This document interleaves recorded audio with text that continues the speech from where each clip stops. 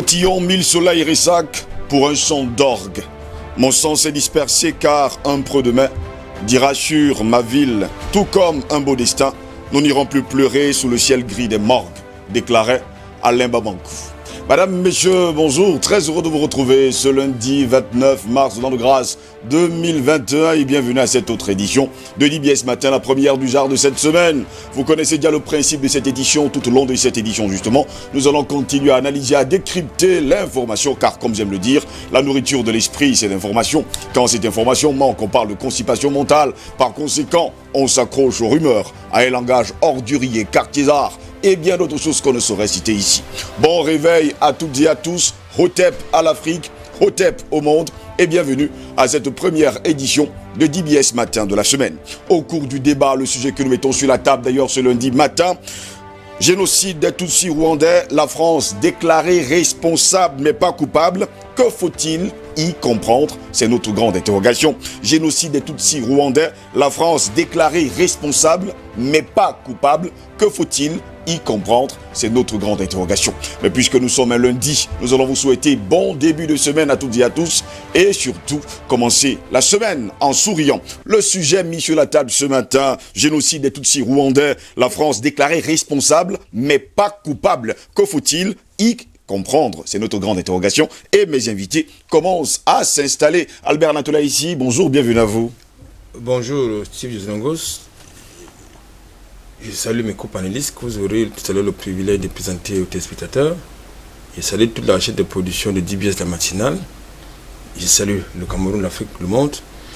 Et principalement, je salue tous ceux-là qui nous regardent, n'est-ce pas, du côté des Antilles, notamment Guadeloupe, Martinique, île-La Réunion, Nouvelle-Calédonie, République dominicaine. Bref, ils sont très nombreux d'ailleurs. Ils sont très nombreux qui nous regardent de ce côté-là. Et je salue particulièrement, mais alors très particulièrement, la jeunesse malienne, qui justement défend sa liberté, qui défend sa souveraineté. Eh bien, mon coup de gueule ce matin, Steve Jolongos, selon le journal, le quotidien français Le Figaro, eh bien, Francis Ngannou est désormais français. Après sa victoire du week-end dernier, il est devenu français. Mais lorsque nous regardons les images de son entrée sur le ring, je crois que c'est le drapeau camerounais qui est présenté. Donc, jusqu'à date, il reste évidemment camerounais. Il vous souvient également qu'en 2018, contre le même adversaire, lorsqu'il a été défait, il était le Camerounais. On a d'ailleurs eu l'image hier. Voilà, il était Camerounais. Maintenant qu'il est sur le toit du monde, il devient français. Je crois que c'est quand même lamentable. Mais alors, très très lamentable que de tout temps, la France veut continuer à nous maintenir dans ce que j'appelle de l'imposture. C'est très lamentable. Il faut qu'ils apprennent à fabriquer leur star. Qu'ils apprennent à fabriquer leur star, même si nous savons pertinemment que la seule équipe de football française est composée de quoi? Les légions étrangères. C'est la Légion des étrangers, ça. Est-ce que vous dites toujours que c'est la Légion étrangère? Docteur Jean-Paul Bellec, bonjour, bienvenue à vous. Oui, bonjour Steve. D'abord, je dis bonjour à mes compagnonnistes, bonjour à l'équipe technique qui nous accompagne. Bonjour à tous les téléspectateurs de DBS Matin. Et moi aussi, j'aimerais rajouter quelque chose. Bon, d'abord, pour Ngannou, il est possible que le Figaro est dans une campagne qui essaie de motiver les autorités françaises à lui donner la nationalité française. C'est-à-dire qu'il ne l'a pas encore, mais ils espèrent, avec un petit pont d'or, bien sûr, qui va le motiver. Oui. C'est ça. Parce que maintenant qu'ils ont quelqu'un de valable, pourquoi ne pas l'arracher? Parce qu'ils ils n'ont pas, en termes de français de souche, ils n'ont pas. Oui. Donc voilà, c'est l'occasion, comme il vit là-bas chez eux. Donc il appartient à Patrice Ngannou de savoir si cette victoire, il a dédié vraiment au Cameroun et à l'Afrique, ou alors s'il prend le pont d'or et joue le jeu et finalement devient français et définitivement il va jouer pour la France. Bon, c'est à lui de choisir, n'est-ce pas, ça l'appartient. Alors sinon, moi j'aimerais dire une chose par rapport au débat qu'on a fait hier sur... c'est un problème de santé, quoi. Sur la campagne de vaccination au Gabon contre les billets de banque. Oui, problème de santé. Oui. Voilà. C'est que notre devise, vous savez, quand on parle de l'Égypte ancienne, j'ai entendu je lui ai promis le coup de poing, le jour où on se rencontre, et qu'il nous a encore dit une bêtise si c'est devant moi. Je lui ai promis son coup de poing. Les gens savent de qui je parle. Voilà. Parce que ça s'appelle l'imposture. Quelqu'un qui trompe la jeunesse en se faisant beaucoup d'argent, il ose dire que pour 3 séances, il ramasse 4 millions. Voilà, il ose le dire. Et quand on lui fait la remarque, oui, mais tout le monde n'aura pas les moyens, il dit, il s'en fout des pauvres, les pauvres n'ont rien à voir avec lui. Vous pouvez revoir l'émission. Et donc, j'ai été assez clair pour que ceux qui doutent encore sachent de qui je parle. Voilà. Et je ne vais pas le faire une publicité positive alors que je suis là pour regarder son côté négatif. Il mélange le bon et le mauvais. Ça, c'est typiquement les imposteurs. Ils mélangent le bon et le mauvais. Donc, si les gens ils pensent qu'ils peuvent confondre quelqu'un de la stature de Jean-Paul Mbelek avec quelqu'un comme celui-là, c'est que vraiment, leur intelligence, ce n'est plus les mathématiques là. Il faut qu'ils revoient, ils règlent les boutons dans leur intelligence. Donc, je reviens pour le problème de santé. Quand on parle d'Égypte ancienne, parce que la même personne, je dis ça, il s'attaque aux égyptologues. Moi, je ne suis pas égyptologue. Parler de l'égyptologie ne veut pas dire qu'on est égyptologue. D'ailleurs, même pas parler de l'égyptologie, parler de l'Égypte ancienne, qui n'est pas l'égyptologie. C'est comme parler de Rome. Quand on est européen, on n'est pas obligé d'être latiniste. Oui. Oui. Mais moi, je dis qu'un intellectuel africain, c'est forcément quelqu'un qui connaît, à minima, l'Égypte ancienne. Donc, quelqu'un qui déjà rejette l'égyptologie, donc, même les choses qui sont en dessous, ça veut dire que lui n'est pas un intellectuel africain, au sens de Jean-Paul Mbelek, j'ai défini ici. Donc, je dis que l'Égypte ancienne est intéressante pour nous. On ne peut pas jeter ça. Pourquoi ? C'est la civilisation africaine la plus anciennement attestée. C'est-à-dire que, par exemple, ce que je vais dire là, c'est écrit dans le marbre, dans le texte. Ça existe. Quand on parle des Grecs, vous n'avez pas le texte de Pythagore, hein, ni Thalès, ni Platon, ni Aristote. Vous n'avez aucun original. C'est-à-dire que vous êtes libre de contester ce qui est marqué là. Alors que quand on parle de l'Égypte ancienne, on vous dit où est le texte ? Vous sortez le texte, il existe. Même si ça remonte il y a 5000 ans, le texte existe. Original existe. Donc, la devise d'Égypte ancienne, depuis l'Ancien Empire, jusqu'à la fin, la chute de l'Égypte, c'est ancienne. Je ne parle pas d'Égypte arabe ou turque ou occidentalisée d'aujourd'hui. C'est vie, force et santé. Et c'est un ordre, c'est dans l'ordre. C'est pas dans le désordre, c'est dans l'ordre. Donc, le plus important pour nous les Africains, c'est être en vie. C'est pas la santé. Parce que la santé d'abord, ça c'est les Européens. Chez nous, c'est la vie d'abord. Quand quelqu'un est en vie, c'est pas la peine de lui prendre des risques avec un vaccin qui va remettre en cause sa vie, juste parce que vous parlez de santé, puisque la vie est plus importante que la santé. Ensuite, quand même on sera en vie, c'est pas la santé qui va suivre, c'est la force. Tant que vous vous sentez fort, vous vivez, c'est plus important que la santé. En d'autres termes, tant que vous êtes capable de résister contre l'envahisseur, c'est plus important de passer votre temps à soigner votre santé. Parce que quand l'envahisseur sera là, il va mettre tout le monde en esclavage et votre santé va vite se dégrader avec les conditions de vie qu'il va vous imposer. Donc ça, c'est la remarque que je voulais faire. Vie, force et santé, la devise de l'Égypte ancienne et surtout la devise de l'Afrique. Docteur Ba, bonjour, bienvenue à vous. Oui, bonjour Steve, bonjour à tout le monde et bonjour. Bonjour, hein, on vous comprend parfaitement. Bon début de semaine à vous. Merci. Mesdames, messieurs, le sujet mis sur la table ce matin, génocide des Tutsis rwandais, la France déclarée responsable mais pas coupable. Que comprendre? Que faut-il y comprendre? C'est notre grande interrogation. Mesdames, messieurs, bienvenue à toutes et à tous. Voici le débat.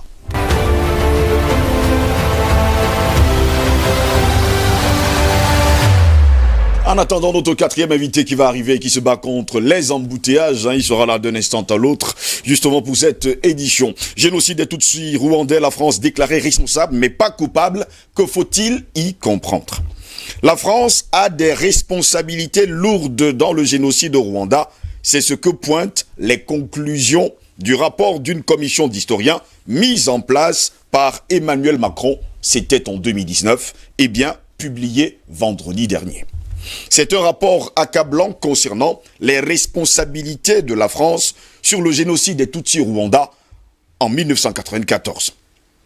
Une commission présidée par l'historien Vincent Duclercq et mise en place en 2019 par Emmanuel Macron a donc remis son rapport au président de la République française. Celui-ci pointe le fait que la France est demeurée aveugle face à la préparation du génocide et porte des responsabilités lourdes et accablantes dans la tragédie. Dans ses conclusions, la faillite de la France au Rwanda entre 1990 et 1994 et son aveuglement, c'est ce qui est écrit, face à la dérive génocidaire du régime raciste, corrompu et violent du président Hutu Juvenal Habyarimana, sont également abordés. Et ce, en dépit des alertes lancées depuis Kigali, Kampala ou Paris. En tout cas, jusqu'à preuve de contraire, la France veut se dédouaner justement de ce génocide. Le rapport souligne cependant que rien ne vient démontrer que Paris s'est rendu complice du génocide qui a fait au moins 800 000 morts selon l'ONU entre avril et juillet 1994 et 1 200 000 morts selon les autorités rwandaises. La France, où on trouvait refuge nombre de personnes suspectées d'avoir participé au génocide rwandais, poursuivra donc ses efforts contre l'impunité des responsables de crimes de génocide, a déclaré vendredi l'Élysée, la présidence française. Et l'Élysée déclare, je cite, « La France poursuivra ses efforts en matière de lutte contre l'impunité des personnes responsables de crimes de génocide », indique d'ailleurs ce communiqué des services du président français Emmanuel Macron.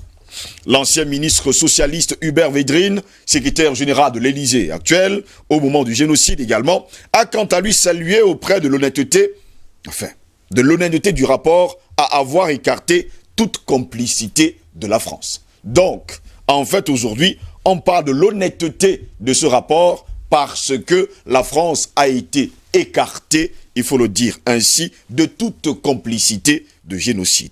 Allez savoir ce que ça signifie. Ils déplorent toutefois, c'est ce qu'ils disent, les critiques très nombreuses et sévères du rapport visant notamment François Mitterrand qui ne tiennent aucun compte du fait que la France n'a fait que réagir à partir de 1990 à l'attaque du FPR. Mais pourtant, les Français y étaient sur le sol rwandais et sont restés muets. Ils ont regardé sans absolument rien faire. Et pendant 3 mois, à peu près 4 mois, 1 200 000 Rwandais vont tomber comme un château de cartes. De son côté, il faut également préciser, le Rwanda s'est félicité de la publication de ce rapport qui constitue un cas important vers une compréhension commune du rôle de la France dans un communiqué du ministère des Affaires étrangères. Le document insiste sur la responsabilité cruciale du président socialiste de l'époque, François Mitterrand, dans cette politique. Cet alignement sur le pouvoir rwandais procède d'une volonté du chef de l'État et de la présidente de la République, écrivent les 14 historiens de la commission qui ont passé au scribe des dizaines de milliers d'archives françaises pendant 2 ans. Mais pourtant, mesdames, messieurs, ils nous disent ce que nous savions déjà. Pourquoi déclarent-ils être responsables, mais pas coupables? Qu'est-ce que cela signifie? Voilà pourquoi nous nous interrogeons ce matin. Patient Parfum d'Homme, bonjour, après les embouteillages que vous avez surmontés, vous êtes là. Et bienvenue à vous. Merci Steve, bonjour à mes amis sur le plateau, j'espère qu'ils ont déjà été présentés. Bon, tous, hein? Ah, tous, alors, c'est le cas. Sans déception, ne vous inquiétez surtout pas. Non. C'est pas un coup de gueule, mais je pense que nos autorités doivent prendre d'abord le corps cette affaire. Le carrefour de Koti, il faut absolument un échange à ce niveau. Toutes les autres solutions, ce sont des solutions purement cosmétiques qui ne vont justement jamais régler le problème. Et d'abord, l'indiscipline des Camerounais, mes copains Ben Sikina, c'est du n'importe quoi. Il faut un échange à cet endroit.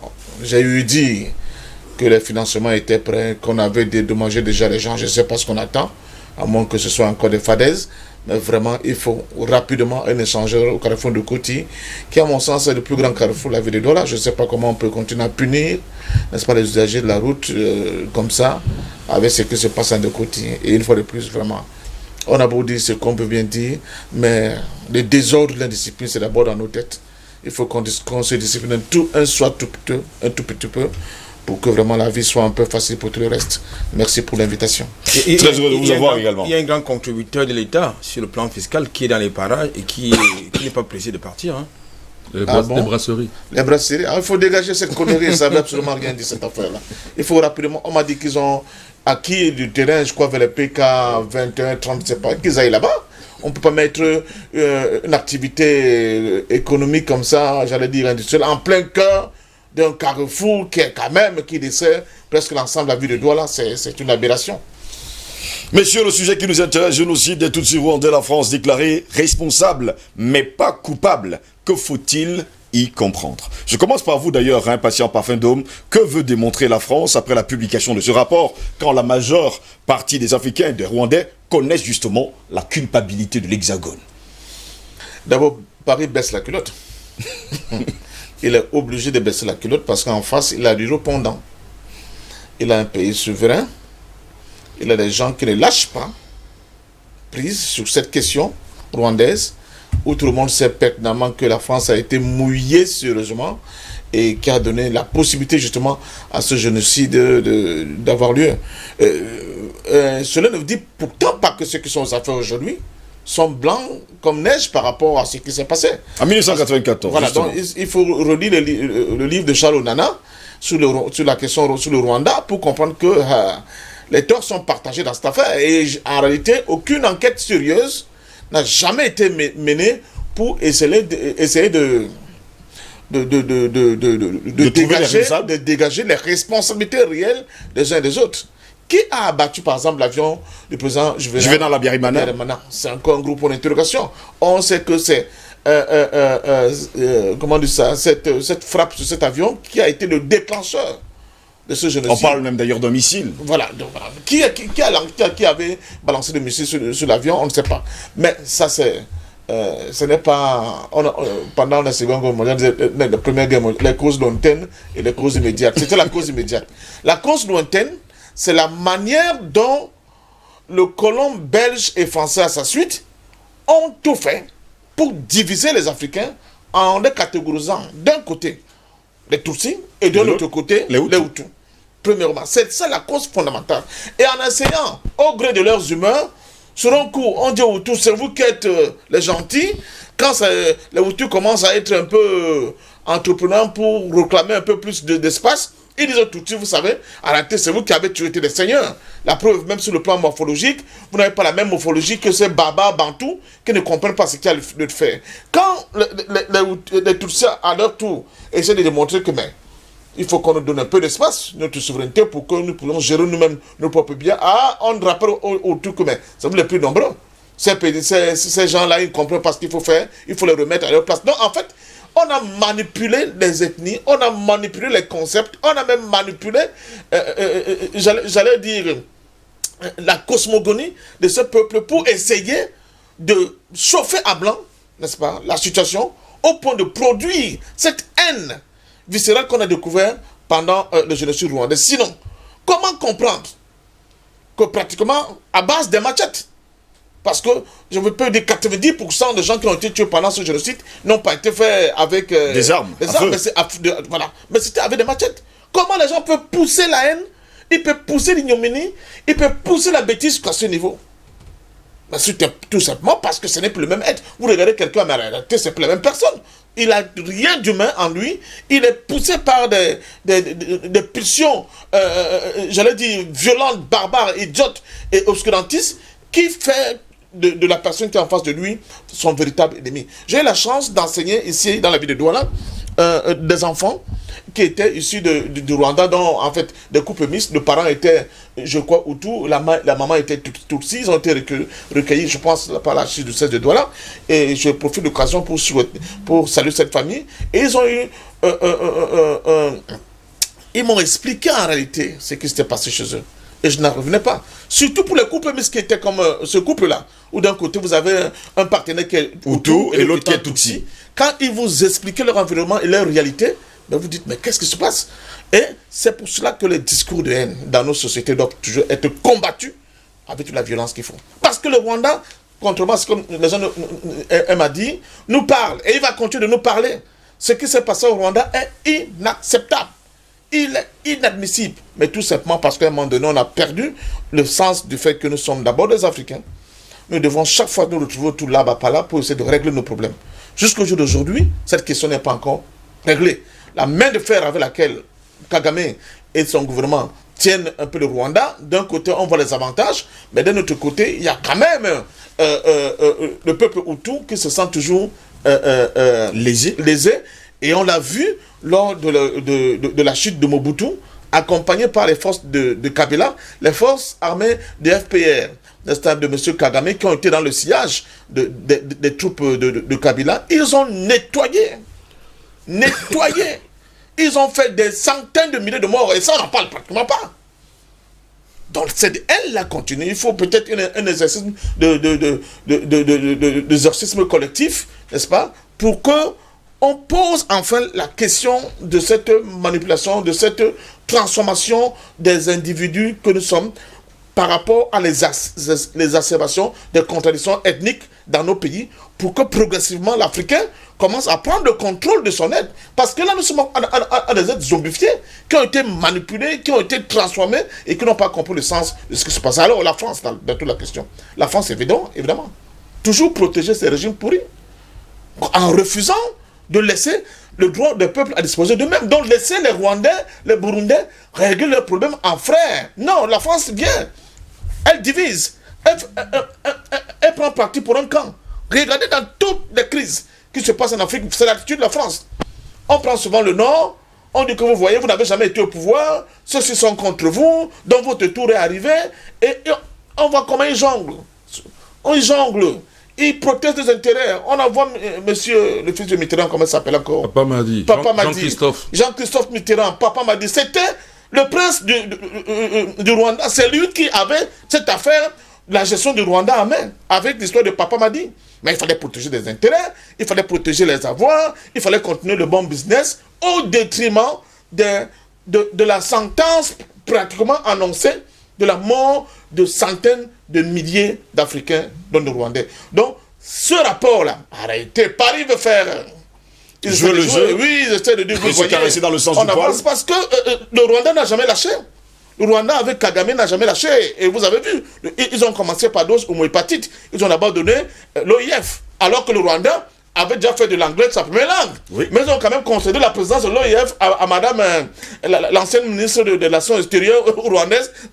Vous voyez comment c'est quand même quelque chose de cocasse. Mais ils le font parce qu'ils ont intérêt à essayer de se rabibocher avec le Rwanda. Surtout que, peut-être un bel va revenir là-dessus tout à l'heure, pour les talmudistes, il n'y a eu que deux génocides.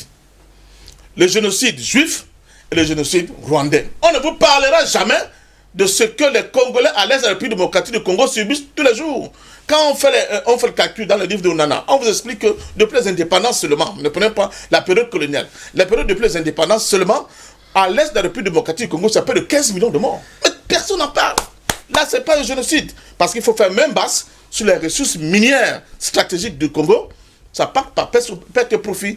Et une fois de plus, le président Kagame, on peut applaudir, on peut nous dire que Kigali c'est beau, il n'y a même pas l'ombre d'un déchet, mais cette affaire-là, de transformer quand même Kigali en une base de la mafia qui vend dans le marché noir le coltan congolais, c'est un problème, on ne peut pas fermer les yeux là-dessus.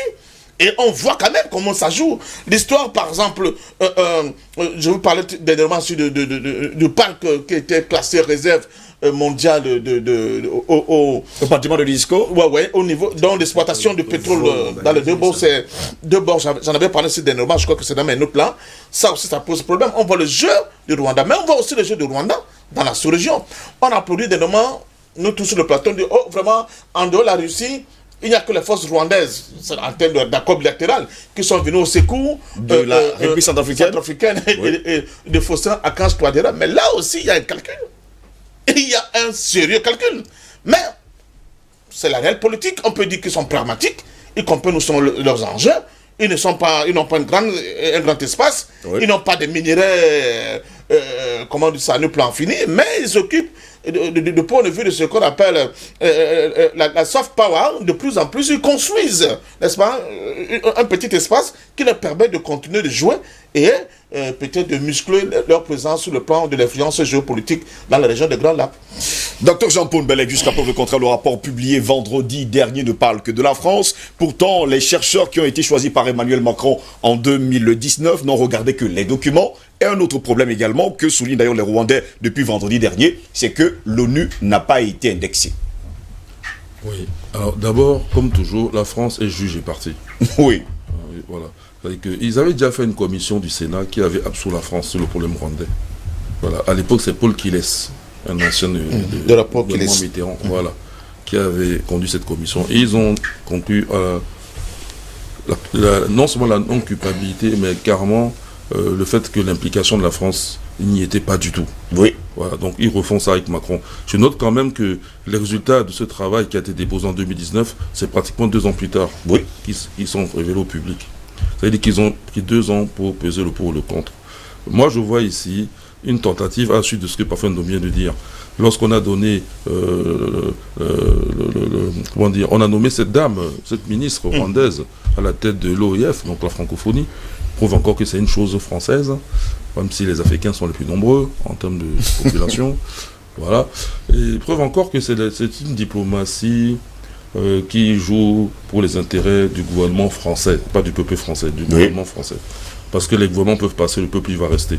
Et s'il faut payer les factures, le peuple devra payer les factures, puisque c'est lui qui a eu ses gouvernements à la tête de ce pays. Voilà. Donc, et je note que, je disais donc, il y a ce délai-là, à la suite de ce que Parfait Ndoma dit, montre que la politique française intervient. Actuellement, les troupes rwandaises sont impliquées en Centrafrique. Et je vous dis que la Centrafrique est vitale pour l'avenir monétaire de la région Afrique centrale. Il y a d'abord eu les problèmes des élections des chefs d'État, qu'on appelle dictateurs. Vous savez de qui je parle, l'Occident. Ils le sont peut-être, mais je veux dire que je ne vois pas qu'est-ce qui est mauvais dans une dictature. Moi, je ne suis pas contre la dictature, parce qu'on a dit dictature, c'est pas un mot qui m'effraie. Ça dépend ce que fait le dictateur. Il y a le dictateur éclairé. Ça existe. Frédéric II, en Allemagne, on l'appelle le dictateur éclairé, mais sans Frédéric II, l'Allemagne d'aujourd'hui n'existerait pas. Oui. Parce que c'est lui qui donne naissance à la Prusse Bismarck, Guillaume II, et maintenant, on y est. Voilà. Donc, je signale que quand on parle d'Allemagne, il n'y avait ni unité de l'Allemagne, c'est un phénomène tardif, ni une langue allemande. Tout ça, c'est le 19e siècle. On a tendance à oublier. Je pourrais dire la même chose pour l'Italie. Voilà. Il faut bien regarder ces choses-là. On peut, lorsqu'on est bien organisé, aller vite, rattraper le temps. Mais quand on est mal organisé, on peut avoir une longue histoire et tournoyer. Regardez le Mali actuellement. Regardez la Grèce. Tous ces pays sont des pays d'ancienne histoire. Donc l'Allemagne est un pays qui est entré tardivement dans l'histoire occidentale en réalité. Mais ils ont vite rattrapé. Je parle de l'Allemagne en tant qu'État unifié, pas les Länder, qui sont aujourd'hui les provinces, mais qui à l'époque représentent chacun, se réclamait pas de l'Allemagne, se réclamait de son Länder. Voilà, chaque Länder et son gouvernement. Donc ce qui se passe en Centrafrique pour nous est très important. Donc je disais que les élections sont passées de nos dictateurs. Sassou Nguesso, c'est réglé. Non, il reste Idriss Déby, mais bon, ça va être réglé dans quelques jours, c'est dans quelques semaines. Nous sommes déjà presque aux portes d'avril. Quelques semaines. Alors, qu'est-ce qui va rester? C'est la guerre en Centrafrique. Oui. C'est le dernier, la dernière chose dans notre agenda pour la monnaie. Parce que si cette question n'est pas réglée, la France n'est donc pas vaincue, par exemple, on ne peut pas lancer une monnaie qui sera remise en cause juste après. Et qui sera même sabotée pendant qu'on va la lancer. Donc il faut vaincre la France en Centrafrique. Or, les troupes rwandaises participent à la guerre contre cette France. Y compris le Cameroun, tous ceux qui sont contre les rebelles, qui attaquent les rebelles, et qui sont donc avec les Russes qui appuient Tradera, sont contre la France. C'est ça clair, quoi. Je ne sais pas pourquoi on va se cacher, là. Ils sont clairs. Donc, le gouvernement camerounais même est contre le gouvernement français. On ne peut pas dire le contraire. C'est objectif. Moi, je ne parle pas de sentiment, d'affinité. Oui. J'ai aucune affinité avec qui que ce soit dans le gouvernement camerounais, par exemple. Ok, même si je suis citoyen camerounais. Voilà, jusqu'à présent, ils ne m'ont pas donné même la volonté avoir une affinité quelconque avec eux. Ok, et je ne le demande pas. Alors, mais je dis que objectivement, je suis un scientifique. Le gouvernement camerounais lutte contre l'État français en Centrafrique. Et donc peut-être ailleurs aussi. Donc je reviens donc sur la question politique. Cécile peut donc expliquer, le rapport là est opportun. Parce que si on peut adouer le Rwanda en disant oui, nous reconnaissons notre responsabilité, c'est un petit pas en avant, oui, qui peut-être peut permettre d'initier. Je suis en train d'essayer de mettre le savon dans leur planche. On vous comprend, oui. Parce que je suis un Africain. Je peux savonner la planche au maximum. On vous comprend, allons-y. Voilà. Donc je vais voilà. Continuez à savonner la planche. Ne vous gênez pas non plus. Voilà. Donc si on peut amadouer un peu le Rwanda et arriver à un accord qui fait que les troupes rwandaises se désengagent et par effet boule de neige, les autres aussi commencent à se poser des questions. Oui. Pourquoi pas? C'est gagnant pour la France. Et vous voyez, ils prennent la précaution de dire qu'ils ne sont pas coupables. Ce n'est pas les Français, pas le peuple, le gouvernement, cynique et hypocrite. Hypocrite à outrance. C'est-à-dire que si les Européens sont hypocrites, la médaille d'or revient à la France. Si les Occidentaux, je ne dis pas les Européens, parce que évidemment, quand je dis Européens, je pense pas aux Russes. On vous a compris, ne vous inquiétez pas. Occidentaux, impérialistes, de qui je parle. Continuez en tout cas dans votre argumentaire. Donc la France, elle porte la médaille d'or d'hypocrisie. Parce que, responsable mais pas coupable, on a déjà entendu ça à propos de Christine Lagarde, dans l'affaire Tapi, qui avait reçu plus de 500 millions d'euros. On a dit, elle est responsable mais n'est pas coupable. Ah non, c'est comment? C'est que tout l'accuse, mais elle n'est pas coupable, elle n'est pas condamnable. Non mais attends, c'est extraordinaire. Donc c'est ça qu'ils refont là. Alors maintenant, effectivement, parfois on doit parler des talmudistes. Revenons-en. Je vais chuter pour une première intervention là-dessus. Le Rwanda, il fallait absolument, parce qu'ils reconnaissent qu'il y a eu 2 génocides, oui, c'est normal, il fallait absolument que les Africains aussi commettent un génocide entre Africains. Puisque le génocide, que ce soit des Juifs, que ce soit d'Europe, quand on dit Juifs, c'est pas Juifs du monde entier, hein, Juifs d'Europe. Ouais, parce que les Juifs génocide admérien. les Juifs en Amérique, oui, je vais venir sur voilà. Les Juifs en Amérique ne sont pas concernés, ils étaient protégés là-bas. Les Juifs en Afrique du Nord non plus. Il s'agit des Juifs en Europe. Surtout dans les pays occupés par l'Allemagne. Et ou alors, qui étaient sous obédience de l'Allemagne, dans le cas de la France. Mais surtout, vraiment en général, les Juifs en Europe. Oui. Voilà. Alors, donc, ce génocide a été commis, ce n'est pas ce qu'on attendait. On aurait attendu que Hitler fasse ce génocide sur d'autres populations. C'est ce que Aimé Césaire a dit. Que le grand crime qu'on reproche à Hitler en réalité, c'est écrit dans le discours sur le colonialisme. C'est quoi au plus à Hitler? En fait, c'est qu'il s'est attaqué à des populations blanches. C'est tout. Parce qu'on avait l'habitude d'appliquer ces recettes-là.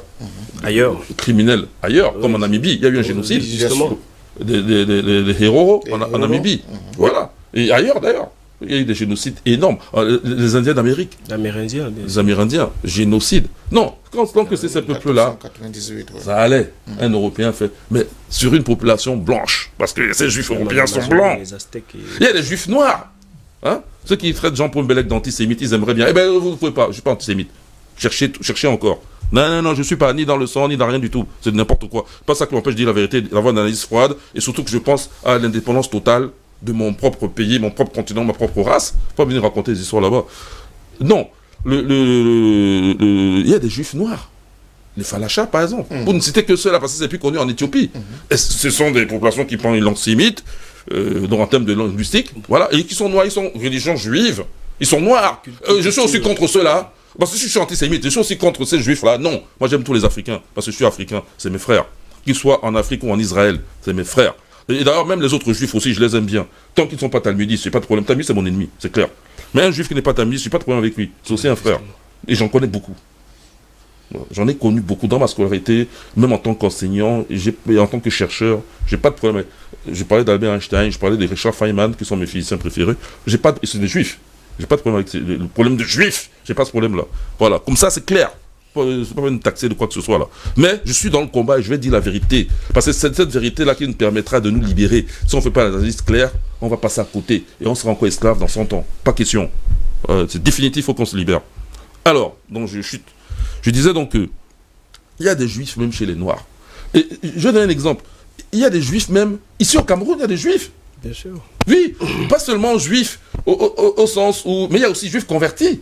Oui. Ici au Ils Cameroun. sont très nombreux d'ailleurs. Oui, ici, ils ont leur religion. Ici, alors voilà. Sans compter les Juifs qui ne sont même pas convertis, qui ont été Juifs. Vous avez au Côte d'Ivoire des Dan qui sont des Juifs. Vous allez les Matabélé au Zimbabwe, ils sont des Juifs. Il y a des Juifs un peu partout en Afrique qui sont noirs. Ils sont repartis. Bantou même, puisqu'on parle de Bantou. Oui, ils sont noirs. Alors, voilà. Hutu et Tutsi, disons les choses clairement, c'est le même peuple.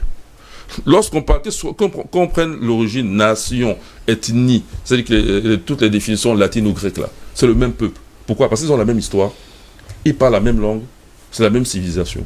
Que ce soit au Burundi ou au Rwanda, il y avait le royaume rwandais et le royaume burundais. Les rois ont tous été Tutsi. Et donc on joue sur les traits fins, tout et tout, c'est du n'importe quoi. Parce qu'en réalité, Tutsi en langue Kinyarwanda, comme au Burundi c'est le Kirundi, mais c'est deux langues qui se ressemblent. Voilà. Tutsi en Kinyarwanda, ça veut simplement dire éleveur. Et Hutu en Kinyarwanda, ça veut simplement dire agriculteur. Et ils parlent tous Kinyarwanda. Et ils n'ont pas une histoire différente, c'est la même histoire pour tous. Et le roi a tout été Tutsi. C'est normal, c'est pas la race, mais c'est les seigneurs. Les Tutsi, l'éleveur est le seigneur. C'est eux qui ont conquis et c'est eux qui ont fait le royaume, que ce soit au Burundi ou les éleveurs, c'est des gens quand même qui savent, à défaut d'être des guerriers, qui savent quand même protéger leur bétail contre les lions. Je vous signale que dans les parages, il y a des lions. Il y a des prédateurs, des animaux, des fauves. Voilà. Donc les deux royaumes ont été fondés et le roi était Tutsi. Mais la cour, c'est qu'on ne dit pas, n'était pas Tutsi. C'est un peu l'idée de compensation qu'on trouve un peu partout en Afrique noire et même en Égypte ancienne. La cour a toujours été Hutu. Donc quand les Belges arrivent, ils font aussi une cour Tutsi. D'où ce que parfois Ndoma dit, dans le premier temps, ils ont flatté les Tutsis. Pourquoi? C'est vraiment strictement ma chute là. C'était dans l'air du temps.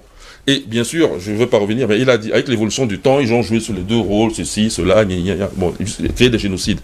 Alors, pourquoi les Tutsis ont eu, il y a eu ce renversement, c'est-à-dire que remettre une cour Tutsi? Mais parce qu'on est en pleine époque du racialisme en Europe. On classe les êtres humains en races supérieures et inférieures. Et donc, ils ont inventé, lorsque Champollion le Jeune, parce que son frère, on l'appelle Champollion Figeac. Ils sont tous nés dans la ville de Figeac, qui n'est pas loin de Grenoble. Mais le frère de Champollion, son aîné, on l'appelle Champollion Figeac. Ce n'est pas lui qui a déchiffré les hiéroglyphes. C'est Champollion le Jeune, le plus petit, le jeune. Oui. Voilà, Jean-François Champollion. Donc Champollion le Jeune, c'est lui qui a déchiffré les hiéroglyphes, à partir de la pierre de Rosette, entre autres éléments. Quand Champollion déchiffre les hiéroglyphes, et qu'on découvre que cette civilisation, c'est vraiment une écriture, les hiéroglyphes là. On pensait que c'était les lettres, ces caractères magiques, et on lit et on voit qu'il y a de la science et tout et tout. Donc ce que les Grecs disent, c'est vraiment ce qu'ils disaient là, dans les textes grecs. Parce qu'on lisait seulement, c'est vraiment vrai. Revirement de situation. Les Égyptiens ne sont plus des noirs, c'est des blancs. On invente le concept de blanc à peau noire, les Hamites, les Kamites. Pourtant, dans la Bible et dans les langues sémitiques, et en égyptien même, Cham, Kam, Kem, en égyptien, ou Kam, ça veut dire noir, déjà. Oui. Voilà. Et c'est resté même dans nos langues, je pense par exemple au Wolof, c'est-à-dire quelque chose qui a brûlé, donc qui a la couleur noire. Voilà. Et n'empêche que, même en hébreu, quand on parle de la malédiction de Cham, là, c'est les noirs. Oui, les rabbins interprètent que c'est la malédiction des noirs, et on maudit son descendant qui est Canaan. Voilà. N'empêche qu'ils ont pris ce terme-là, ils ont pris Sem, le fils de Noé, ils en ont fait les Sémites. Japheth, on n'en parle pas souvent, et ils ont pris Cham, ou Ham, pour faire les Hamites ou les Kamites. Le Kamite. C'est-à-dire, pas comme nous on l'entend aujourd'hui, j'entends ce qu'on appelle les afro-sensibles des Kamites. C'est pas ça, hein. C'est un mot qu'ils avaient déjà récupéré, un peu comme quand ils disent Bantou. Bantou, dans nos langues, ça veut dire les hommes. Pluriel de Muntu, pluriel Bantou, n'est-ce pas? Ça veut dire les hommes. Voilà. Singulier Muntu. Mais ils ont récupéré ça, jusqu'à faire les Bantoustans, ils récupèrent le mot. Oui. Voilà. Donc il faut regarder le sens du mot, pas seulement le mot. Donc, quand ils ont pris ce concept, les Égyptiens sont des blancs à peau noire, et les Tutsis, comme eux, c'est des civilisés, il fallait continuer ce... Parce que quand on dit, mais donnez-nous un exemple de blanc à peau noire, ben, on dit, voilà un exemple. Les Tutsis sont des blancs à peau noire. Parce que, quelle est cette science qui ne se base pas sur les faits? Ben si, on dit, voilà, les Tutsis sont des blancs à peau noire. Donc vous comprenez pourquoi ils étaient obligés de jouer ce jeu et de diviser ce peuple, alors que c'est le même peuple. Et finalement, le génocide arrive, et je dis qu'ils ont intérêt à faire ce génocide. Pourquoi? Parce que il faut qu'on partage, il ne faut pas que ça passe que la race blanche est une race d'idiots qui est capable de faire le génocide. Il faut montrer que c'est universel. Donc même les Noirs font le génocide entre eux. Et deuxième chose, c'est montrer que les Noirs sont manipulables. On peut les manipuler. Oui. Et aujourd'hui, le Covid, toujours chez les talmudistes, c'est pour montrer que les Blancs sont manipulables. En d'autres termes, tous sont manipulables, sauf eux-mêmes, les talmudistes. C'est ma chute. On vous a compris parfaitement. Allons-y rapidement. Non, second, c'est important. Mais il y a aussi une donnée. D'abord, la dame présidente de l'OIF, elle s'appelle Louise Mushikiwabo. Oui. Alors, mais il y a une autre donnée. C'est-à-dire qu'à un moment donné, une prise de conscience des Noirs qui commence à parler de l'esclavage comme le plus grand génocide de tous les temps. Vous voyez que ça ne passe pas beaucoup en Occident. C'est pour ça qu'on veut plutôt faire une comparaison entre le génocide juif contre le génocide hutu, en fait, pour ne pas parler de la traite négrière comme un véritable génocide. Et c'est justement ça le gros problème. Vous parliez justement de Louise Mushikiwabo. Ça, il faut le préciser également, qui est justement à la tête de l'OIF. Voilà. Et pendant ce temps, il faut dire également à nos téléspectateurs que le Rwanda a fait de la langue anglaise la langue obligatoire à l'école et surtout dans les administrations. Et appartient justement au Commonwealth. Allez savoir comment est-ce que le même pays appartient au Commonwealth et surtout à la francophonie. C'est le cas du Cameroun. Albert Anatola ici, jusqu'à preuve le contraire, dans le rapport publié vendredi dernier, la France déclare qu'elle a des responsabilités lourdes, mais n'est pas coupable. Qu'est-ce que cela signifie? Disons que Patient Dom a convoqué quelques éléments historiques. Oui. C'est-à-dire la planture des corps, mais il a oublié un aspect très important. Il vous souvient, il y a je crois l'année dernière, lorsque cette affaire a commencé à s'ébruiter au sein de l'opinion publique internationale, le commandant de l'opération turquoise, justement, au Rwanda, il a fait une sortie où justement il a déclaré que justement l'armée française avait une part de responsabilité. Et si l'armée française avait une part de responsabilité et a laissé faire, cela suppose que l'Élysée, à l'époque, c'est-à-dire François Mitterrand, a une part de responsabilité. Et si vous êtes responsable de quelque chose en matière pénale, dans le cas, n'est-ce pas, d'un procès équitable et contradictoire, vous devrez assumer ce plan pénal. Mais il faut également ajouter à ce que Patient a convoqué comme élément historique, le fait que bien avant cette affaire-là, il y a la fameuse radio de Mille Collines qui a commencé à chauffer l'opinion avec justement des discours haineux et tribalistes. Maintenant, on va aller plus loin pour convoquer des éléments historiques, c'est-à-dire la balkanisation, ou si vous voulez, la mise en place des frontières virtuelles qui ont divisé les peuples, qui ont pourtant une même culture, un même langage, tout ce qui se ressemble, qui sont les mêmes. Alors, nous avons le cas au Rwanda avec les Tutsis, avec les Hutus. Nous avons également le cas au Cameroun. Nous avons le cas également en République centrafricaine où on vous dit qu'il n'y a que les chrétiens qui ont la responsabilité d'être président de la République, d'avoir n'est-ce pas, le pouvoir suprême. Et les autres, c'est-à-dire les musulmans, leur place, c'est dans le commerce, dans le business.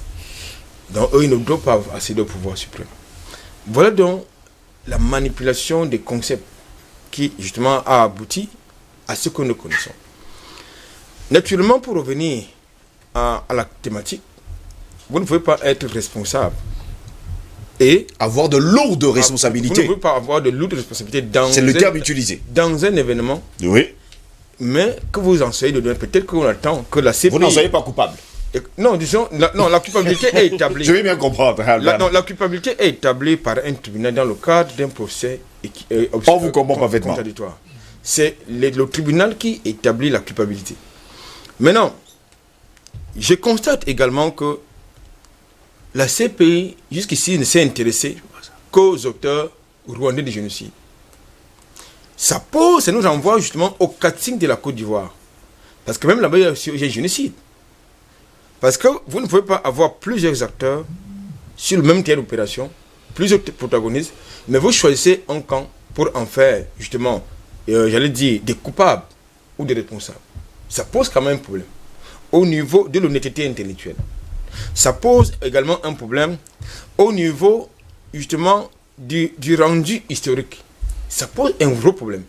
Pourquoi est-ce que vous avez, sur le territoire rwandais, plusieurs protagonistes, vous avez des hommes de médias, on peut parler des douaniers, parce qu'ils ont joué un rôle assez capital.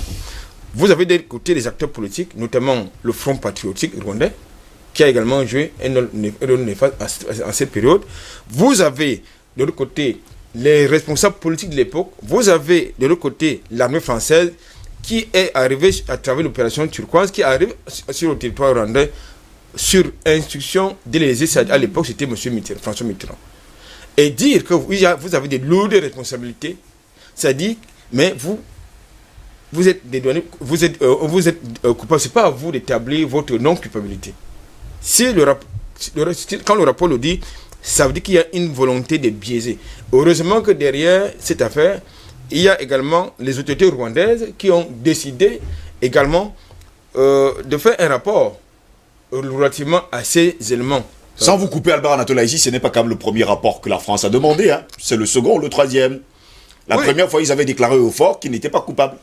Oui. Et qu'ils n'avaient aucune responsabilité dans la mort de ces Rwandais. Il faut bien qu'on se comprenne.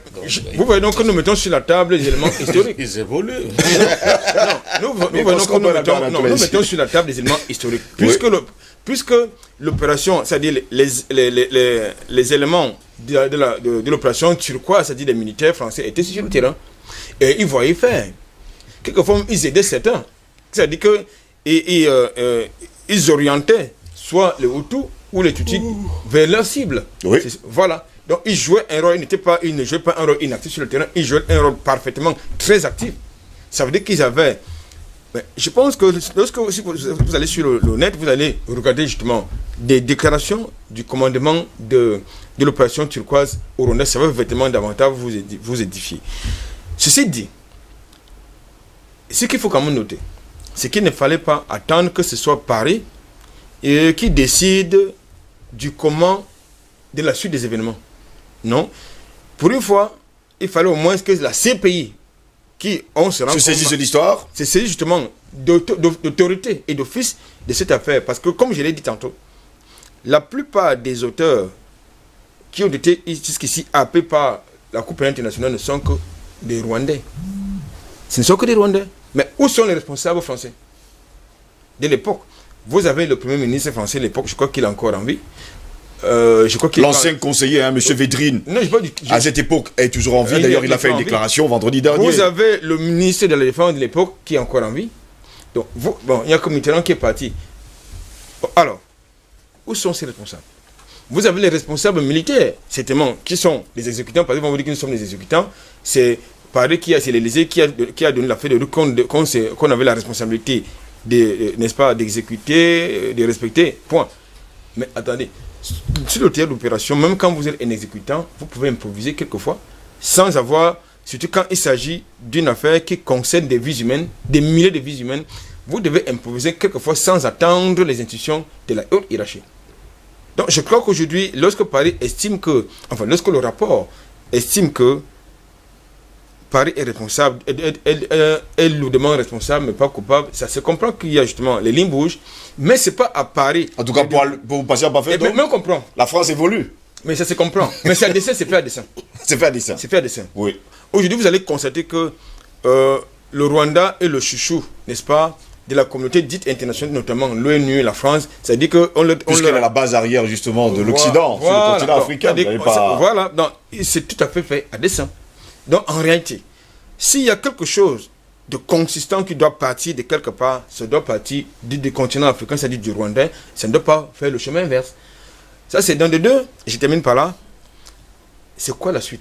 Dès qu'on aura donc établi les responsabilités comme c'est le cas, c'est quoi? J'allais justement poser la question au docteur Mba. C'est quoi la suite? Et pourquoi maintenant? Qu'est-ce qui va changer justement aujourd'hui dans la vie des Rwandais, des Africains, après la publication de ce rapport?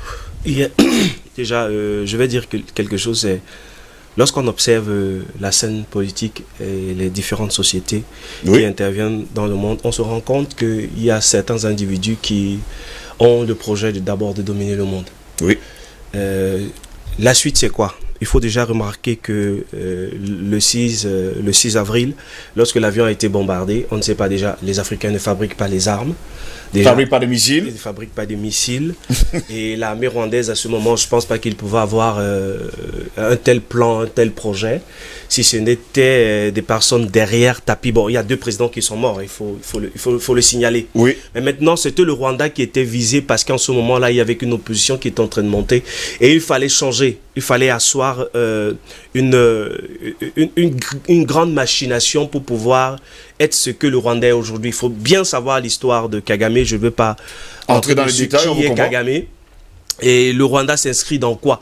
C'est vrai que le grand frère Parfait a dit tout à l'heure que le Rwanda, ils sont allés en RCA. Et moi, je dis toujours ceci, c'est le business. Alors, si vous avez en face de vous des businessmen, comportez-vous comme des businessmen. Senghor disait, l'émotion est, je ne sais pas trop. L'émotion est nègre. Je ne m'applique pas. Mais ça, c'est faux. La raison pour laquelle le docteur Bellec a dit que les Africains sont manipulables, on peut les manipuler, je ne sais pas si c'est le docteur Bellec ou si c'est Troisa qui a dit, la vérité, c'est que les Africains d'abord sont des hommes et ils voient tous les autres en face d'eux comme des hommes. C'est la raison pour laquelle ils sont sensibles à tout ce qui touche à l'homme. Oui. Voici l'échiquier qui a déposé, voici les pions sur l'échiquier. Il y a ceux qui veulent des choses et il y a ceux qui sont sur ces choses. Il faut déjà avoir cette idée-là. Les Africains ont ce que les autres veulent. Et les autres, ce n'est pas les peuples, mais c'est des individus, comme lui, il les a qualifiés de l'État nudiste, qui veulent jouer leurs cartes pour rendre tout le monde entier esclave. Le génocide, déjà, ça n'a pas commencé au Rwanda. Vous avez les Amérindiens, vous avez les Aztèques. Lorsque les Européens partent de chez eux pour un autre endroit, ils font des massacres, mais on ne parle pas. Mais il fallait que l'histoire revienne à un niveau pour pouvoir attaquer des individus et détourner l'histoire. Parce que plus les peuples évoluent, plus ils sont instruits, plus ils se rendent compte de l'histoire. Ils vont fouiller et commencent à indexer les responsables. Alors il fallait trouver un bouc émissaire, comme la Bible le dit, sur lequel on va mettre le péché et égorger pour faire l'expiation. Alors ils disent que c'est Hitler qui a commis le plus grand génocide, mais c'est faux. Les Africains ont été, mais le peuple qui a le plus été massacré, c'est les Amérindiens. Il faut le préciser. Ce sont eux qui gagnent la palme d'or, les Israéliens. Bon, je ne vais pas entrer dans les détails des numéros, des nombres et tout ceci. Lorsque quelqu'un est tué, il est tué. Le nombre importe peu. Mais il y a des peuples qui ont souffert. Pourquoi est-ce que la France a mis des pions au Rwanda et provoqué le génocide? C'est pour deux choses. Le Rwanda s'inscrit déjà en étroite ligne géopolitiquement. Le Rwanda est une base aérienne. Barres arrière. Arrière où les Occidentaux, mis pour ceux qui veulent dominer le monde, peuvent s'installer pour pouvoir avoir sur le golfe de Guinée une bonne vue. Alors c'est la raison pour laquelle ils ont décidé de mettre ces deux peuples. Je pense que le docteur Bellec a fait l'histoire, il a bien relaté. Je ne vais pas revenir dessus, mais je vais tirer quelques éléments qui sont très importants. Dans la cour rwandaise, il y avait justement les Tutsis qui étaient, ce sont eux qui portaient la royauté, et les Hutus étaient dans la cour. Ça a été toujours comme ça, et les Africains restaient ceux-là. Mais maintenant, comment mettre ces deux peuples qui s'entendent, puisque c'est carrément la même culture? Et lorsqu'on part sur toute l'Afrique, on va se rendre compte que certains peuples qui habitaient dans un certain espace partageaient plus ou moins la même culture, et ils avaient ce qu'on appelait la communion des idées. Ça veut dire, si tu es pêcheur, moi je suis, par exemple, cultivateur, on s'échange les produits et on se rapproche. On faisait le troc. Oui, on faisait le troc, on se rapproche pour pouvoir avoir cette harmonie et que l'échange se passe plus facilement. C'est pourquoi tous les peuples ou les Africains sont entrés en contact avec eux. Jusqu'en Amérique, il n'y a pas eu de guerre. Parce que quand on arrivait, on se rendrait compte que si ce que tu as, j'ai besoin, je te donne ce dont toi tu as besoin. Et on vivait dans cette harmonie sans pouvoir spolier, sans pouvoir détruire, sans pouvoir porter atteinte à la vie. Alors ils se sont dit que bon, c'est logique. Lui là, depuis qu'il est au pouvoir, la démocratie, c'est important. Il est roi, qui l'a mis là? Vous-même, vous pouvez aussi devenir roi. Et c'est ce qui est aujourd'hui le véritable problème. Et l'un des pions, la reine des Occidentaux, qui veulent tuer l'Afrique. Ils arrivent avec, mais eux, ils sont toujours là. C'est telle tribu, c'est tel peuple, c'est telle personne. Ils sont tous, mais vous n'avez rien. Ils continuent à faire de vous des esclaves. Et l'Africain, donc, qui comprend et est sensible aux mots, on utilise des thèmes. Parce que si je coupe l'eau, par exemple, en amont, et je vais en bas dire que une maison qui est entre les courants d'eau et la sortie de la source en bas, je peux facilement indexer la maison qui est au-dessus, que c'est parce qu'il a construit sa maison là-bas que l'eau n'arrive pas chez vous. C'est ce qui se passe réellement dans cette situation-ci là. Donc l'avenir se situe au niveau des chefs d'État africains, des responsables ou des soi-disant intellectuels africains. Ceux-là qui peuvent porter haut la voix du peuple. Parce que la radio de Mille Collines, qui donnait les informations sataniques, sadiques, qui était en train de noircir les Tutsis de l'autre côté, qui était en train de noircir les Hutus, autant pour moi, mais c'était des responsables politiques. C'était l'opposition. Et derrière, il y avait justement certaines personnes qui étaient tapies, qui n'attendaient que ça s'afflamme pour venir. Jouer les sapeurs-pompiers. La question que je me pose, c'est que faisait justement cette communauté dite internationale? Ils étaient bien là. Il y a une photo qui est passée ici. Je faisais la remarque au grand frère. Regardez bien. Il est en âme, le français, et il encadre les jeunes qui portaient des armes en bois. Et cette image est très forte. C'est nous qui portons pas d'armes, mais c'est nous qui sommes en train de tuer, puisque le génocide se passe avec quoi? Les machettes. Alors les Français arrivent, ils disent, vous n'avez rien à cause de vos frères, parce qu'ils pillent et mangent tout. Lorsqu'on a fait la guerre, qui a profité? À qui profite le crime? Ici, ils disent que non, ils sont responsables, mais ils ne sont pas coupables. Merci. Donc, vous vous rendez compte que le jeu est plus grand.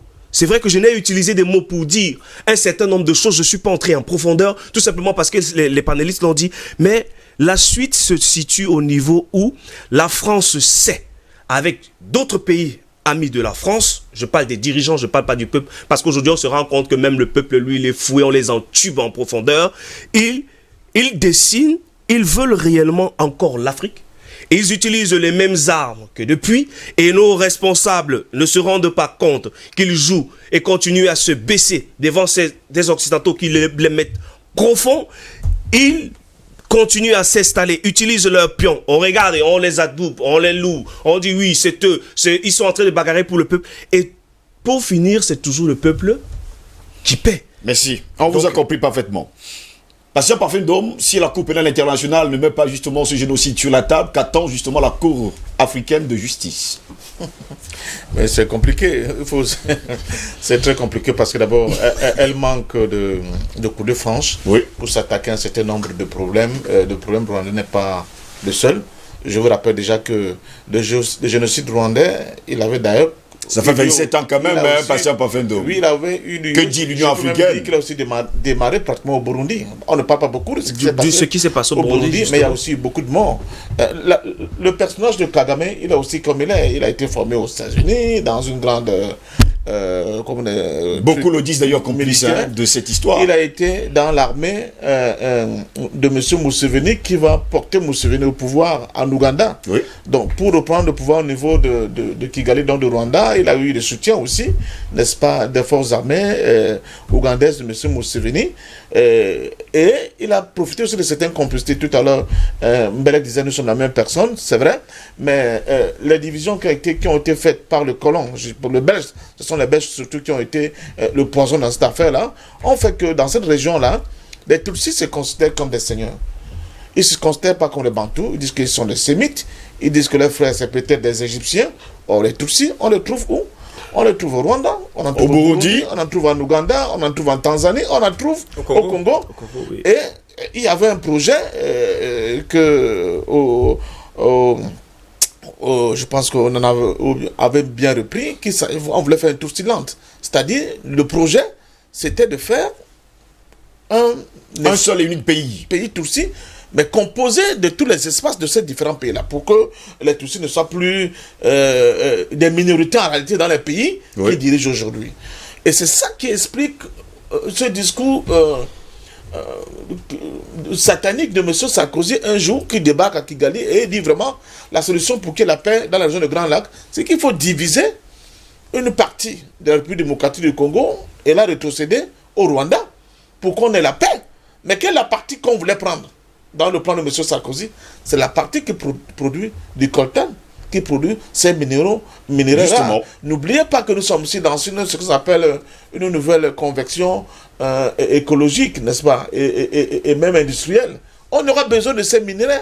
Qui vend ces minéraux? C'est le Rwanda. Est-ce que la France a intérêt à continuer à avoir des bisbilles, à avoir les rondons pour les broutilles dont M. Sarkozy disait, vous savez, à Libreville, en parlant à Omar Bongo, vous comme moi, vous savez que nous ne sommes pas comptables à cette affaire-là qu'on appelle la France-Afrique, puisque nous sommes venus d'une génération qui n'a pas été là aux affaires. Donc c'est pour dire on peut faire table rase et on avance. Et pour faire table rase, on va faire concession, puisque le Rwanda a accroché sur le fait qu'il faut que la vérité sur l'implication de la France dans ce génocide soit absolument mise sur la table. Et ils tiennent vraiment la France par les bijoux de la famille dans cette histoire, puisqu'ils ont des éléments, ils ont des preuves qui montrent l'implication de Paris en tant qu'étant dit que les hommes passent mais les institutions demeurent. Donc l'oligarchie politique française a l'obligation d'assumer ce qui s'est passé au Rwanda. Mais maintenant, il faut aussi voir l'aspect économique, l'aspect géopolitique. Il faut faire ami avec M. Kagame qui a quand même réussi son actif à construire, n'est-ce pas, une espèce de lobbying propre au Rwanda qui a quand même beaucoup d'affinités avec le monde de la finance internationale. Regardez comment on lui fait les yeux doux. Chaque fois que le Rwanda va dans un sens, il est toujours bien accompagné par le monde de la finance internationale. C'est pas idiot. Peut-être même que ce sont ces talmudistes on peut également oublier que les avions atterrissent et décollent chaque seconde du côté du Kigali. Et même en plein cœur de la bourse. Le coltan se vend à Kigali. Il n'y a pas une city du coltan quelque part. Non, c'est là. Je ne te coupe pas la parole. Je vais dire une chose. Pourquoi imaginez-vous que la France, la petite France grande aux yeux du monde, peut dire ouvertement qu'elle reconnaît, même si elle n'est pas coupable? Vous pouvez imaginer qu'elle aujourd'hui se lève et dit oui, je reconnais que j'ai ma part de responsabilité, mais je ne suis pas coupable. Elles savent ce qu'ils sont en train de faire. Donc je veux dire tout simplement que si déjà elle se lève et qu'elle peut dire ça, imaginez ce qui est derrière. Donc ils ne peuvent pas se lever et se mettre à la face du monde et dire que oui, au niveau de... On vous comprend parfaitement, pour vous c'est de la flatterie. Non, mais bon, en réalité, mais il faut aussi avouer qu'il a en face de lui un gouvernement libre, souverain, qui tient l'histoire.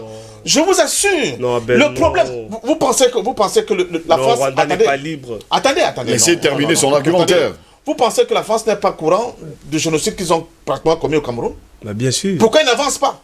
Pourquoi ils n'en parlent même pas? Pourquoi ils n'en parlent même pas? Ils s'en Justement, foutent. c'est de ça que je parlais. Non, mais justement parce que par rapport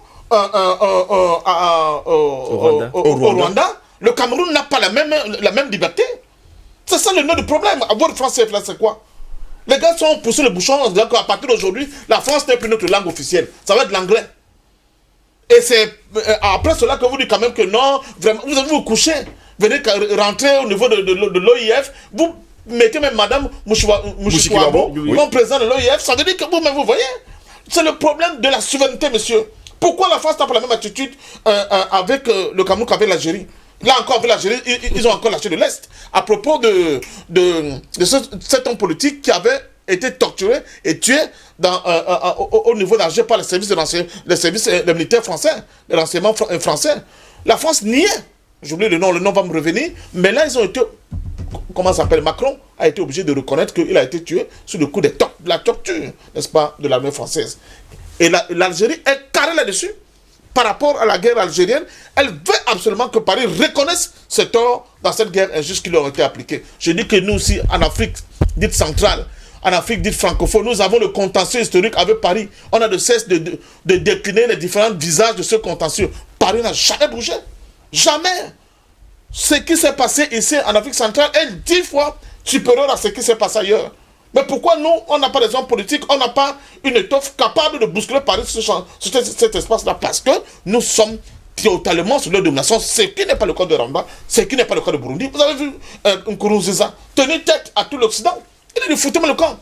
Parce qu'un Nkurunziza sait qu'il n'attend rien d'eux. Ils peuvent construire sa politique en fonction, n'est-ce pas, du programme et du plan qu'il a défini avec ses camarades. Ici, chez nous, je vous assure, on voit les candidats qui sont seulement... comment dire ça? Ils ont, juste la candidature. Non, des candidats qui sont seulement sélectionnés dans la shortlist pour entre deux tours, ils prennent l'avion, ils vont d'abord à Paris. Hein.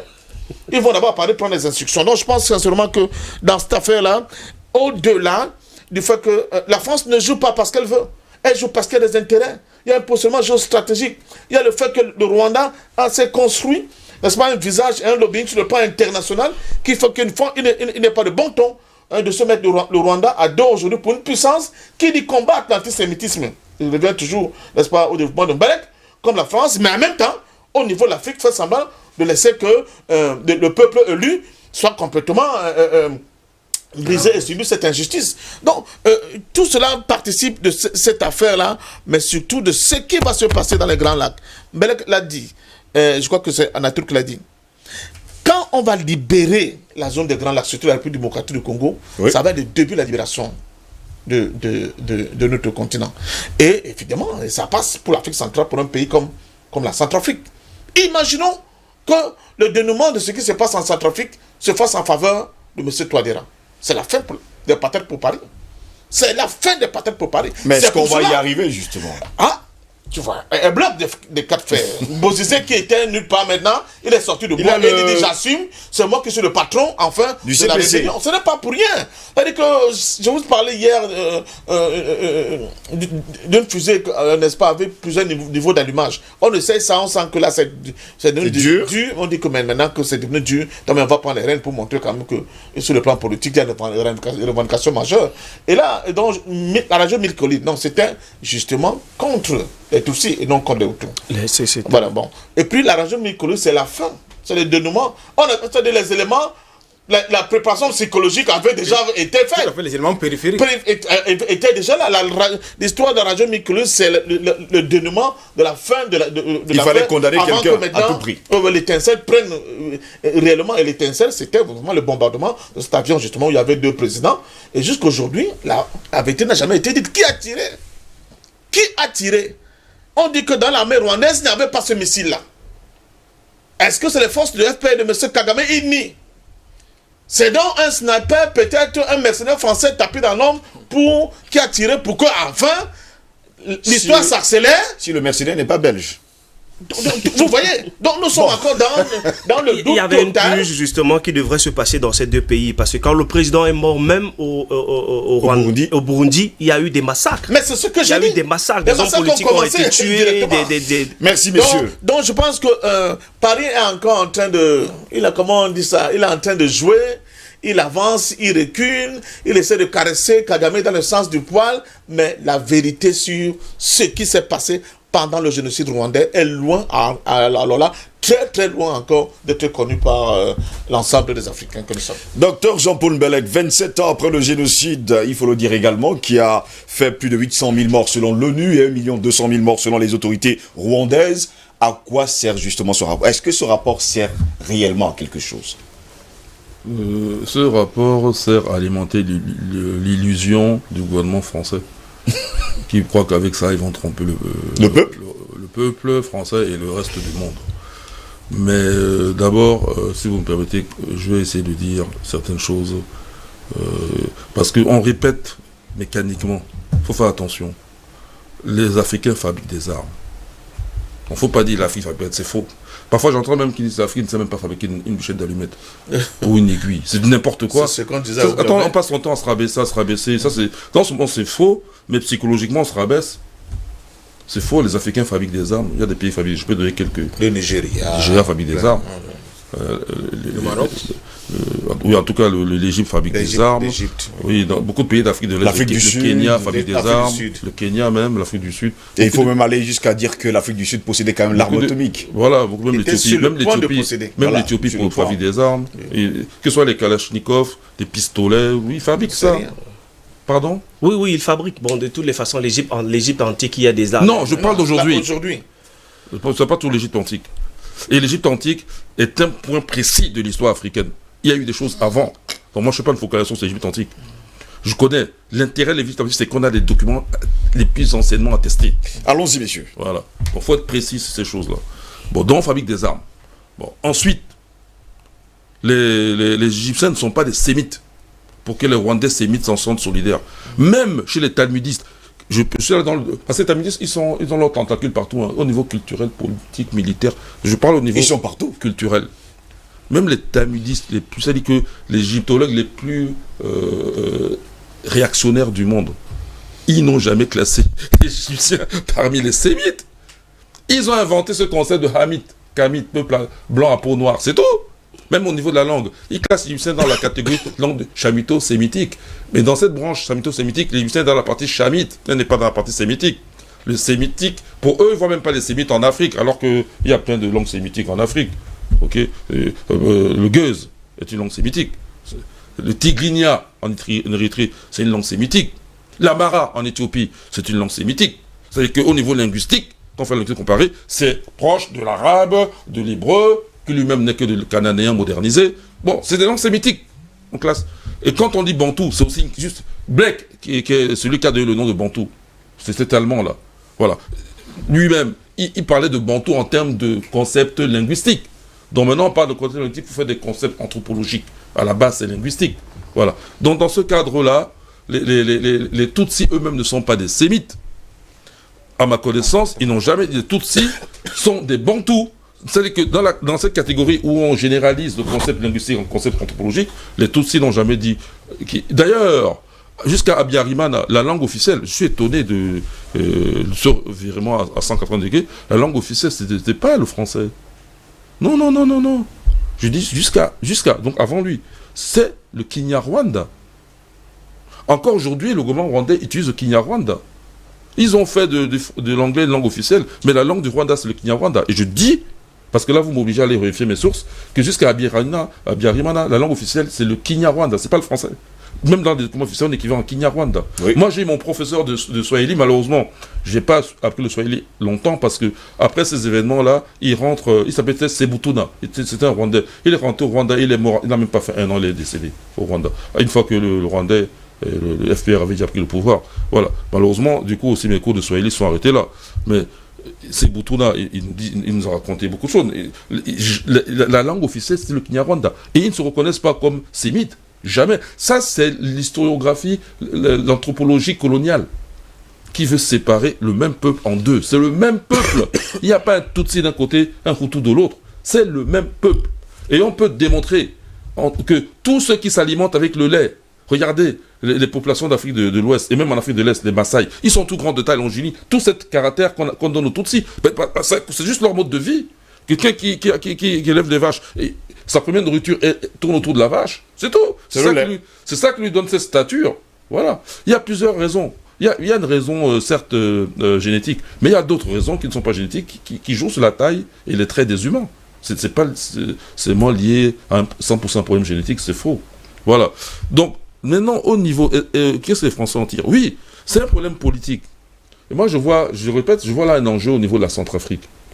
Et lorsqu'on dit que le Rwanda est aussi stable, le Rwanda n'est pas forcément politiquement stable, qu'arriverait-il si aujourd'hui Kagame n'est plus au pouvoir? Est-ce qu'il n'y aurait pas de perturbation au niveau du Rwanda? Le Rwanda a plus d'indépendance que le Cameroun? Je doute. Je pense que le Cameroun est plus indépendant que le Rwanda. Pourquoi? J'ai dit tout à l'heure, le Rwanda ne fait pas la guerre à la France.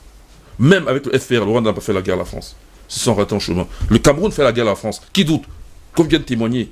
J'entends. J'ai bien dit, quand on fait la guerre contre les rebelles centrafricains, de nos jours, ça veut dire qu'on fait la guerre à la France. Parce que la France soutient Bozizé, soutient les rebelles centrafricains. Soi-disant rebelles, en tout cas. Bon, soi-disant rebelles. Donc, à partir du moment où on leur fait la guerre, ça veut dire qu'on fait la guerre à la France. Oui. On n'est pas du même camp que la France. Donc, si on était... Moi, je suis ma personne, je n'aime pas la contradiction. Logique. Ça ne peut pas tenir.